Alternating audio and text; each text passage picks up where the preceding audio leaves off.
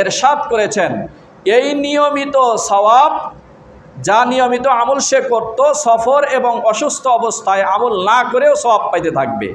কিন্তু মহিলা যারা আছে তাদের জন্য হায়েজ অবস্থায়, মহিলাদের প্রতি মাসে হায়েজ আসবে, হায়েজ অবস্থায় যদি মহিলারা নিয়মিত যেই নফল ইবাদতগুলি করত, এই নফল ইবাদতগুলির সওয়াব তারা পাবে না।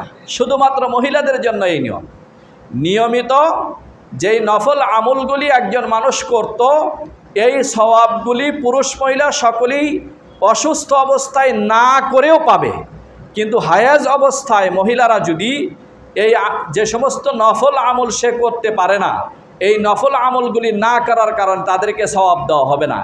এই ক্ষেত্রে পুরুষের থেকে নারীকে কিছু সওয়াবের ক্ষেত্রে পুরুষের থেকে তাদেরকে কম দেওয়া হবে। এই জন্য মুহতারাম হাজরিন,